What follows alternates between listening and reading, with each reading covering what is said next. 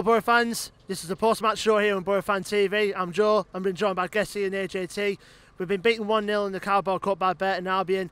We'll start right to it. Gessie, what happened in that second half, mate?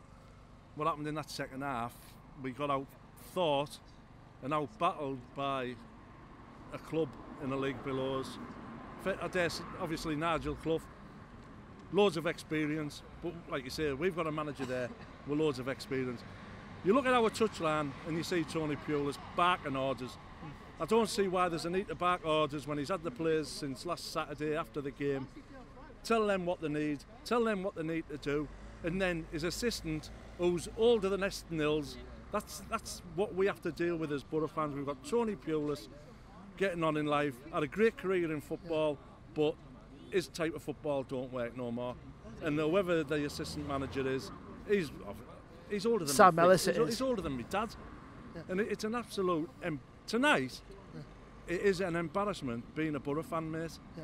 And I'm doing my best not to swear to you. It was absolutely dire. Fair dues, fair staff. It made a nice, refreshing change. I've actually 4 shots on target in the first half. Their keeper had to work hard to keep them us in the game. But then their goal was just pretty much a carbon copy of QPR, where they had so much time in the box, where we've got our full complementary of defenders back in our box and we still concede. And like AJT said earlier, the lad was on the deck. With his back to the goal, he got up and had time to stand up, turn round and shoot and put it in the corner. It's absolutely embarrassing. I don't know what's going on. There's something not right. You've got our club captain, Ledbetter, we're getting beat 1-0 in a quarter-final, and you've got Ledbetter telling everyone to calm down, slow it down, keep calm. We should be up there we should be chasing every ball down. Burton Albion hunted every pass down tonight. 4 players they had round the ball at times where we couldn't get out. Yep. We haven't got the know-how, we haven't got the pace, and watching that, we haven't got the players. Yep. People have screamed for Wing and Tav to be in that team. Wing was in tonight, didn't impress at all. Tav come on, what I seen didn't impress at all. Yep. So, unless they get a run in the team, you know, then we can criticise them or tell them how good they really are. Yeah. But at the moment, tonight, I don't know. And none of them playing for the manager. I don't know. It's not good. AJ, you can definitely say the same as well, bud. Yeah, I totally agree. It's embarrassing. It's embarrassing. What more can you say? You can't say nothing else. You know what I mean? These players, it's a job role to them. That's how it feels. They're not here to play for the badge. They're just not, Joe. And I guess he says everything there. AJ, they came here 4 or 5 weeks ago, we wouldn't have conceded. What the fuck's going on with our back 4, mate? What's going on with the club? Yeah, everyone. It's like I say, when they go tonight, it's a joke, but then you look at the one on Saturday. Same sort of Racky Wells. He could have gone for laps around the pitch and scored. Something's going on in there, and we don't know what it is. That's our biggest game for donkeys. And like you say, the paying public have come out again, paid the 15s or the £5 to come here. Yeah. I asked you in an interview there, if somebody bought me an half-season ticket for Christmas, I'd say, you're having a fucking laugh, aren't you? I'd put it in the bin, right? That's if I was bought it as a gift. I'd put the fucker in the bin. Fucking ram it.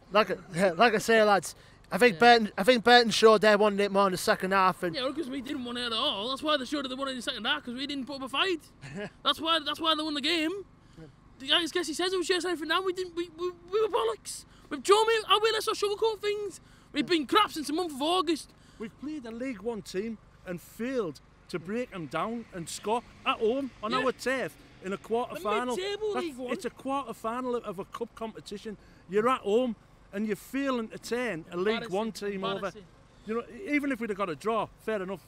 We got a draw with 10 men against Blackburn. Yeah, we showed great spirit, great fight. We were down to 10 men. For some reason, Pulis likes playing 2 up front with 10 men. Yeah. Right, tonight, we're getting beat 1-0 and he takes Hugo off and brings Britt on. So, obviously, the only time we're going to play with 2 up front when we're down to 10 men. You know, Besic started the game absolutely brilliant tonight, but then he went missing. And then he gets Hugo just after half-time. I just can't work it out.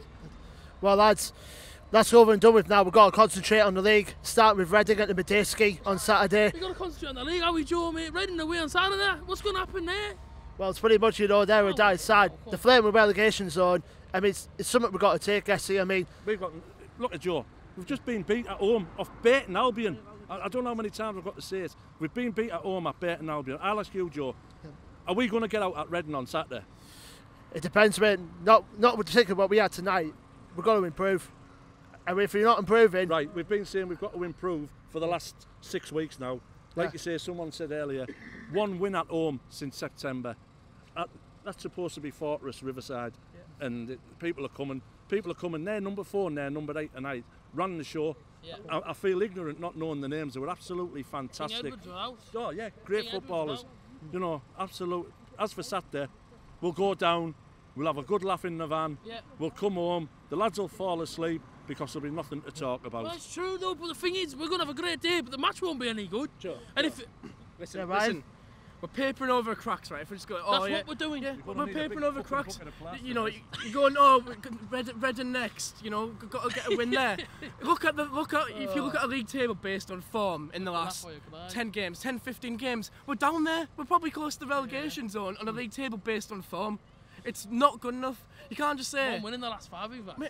What 1 win? 1 win in the last 5. 1 win at home. The rest of the lot, 1 win at home. 1 win at home since September, sorry. Yeah. Feels like January. No, listen, it's a joke, man. Things have to improve. But with Saturday, listen, man, if you lose on Saturday, no one can defend them.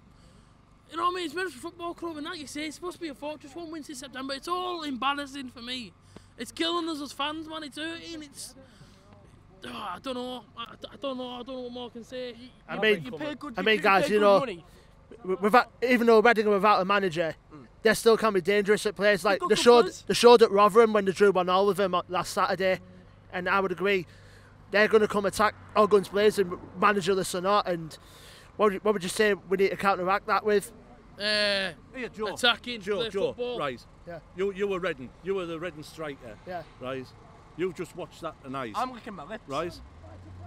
He's going to think I'm going to have the. If I'm a Reading striker, right, I'm going to have the time of my life against these on Saturday. Yeah. Even if I'm a Reading midfielder, if their midfield are going to have a field day against our midfield, if our midfield perform the way they have in the last few games, they're just tired. They're going to have a field day. It's Reading who's going to be coming out all guns blazing. Players like Liam Kelly, you know, their number 10, he's going to have a field day against us. Yeah. And especially their top scorer, Yaku Mete as well. He's going to be a threat. It's Tony Pulis.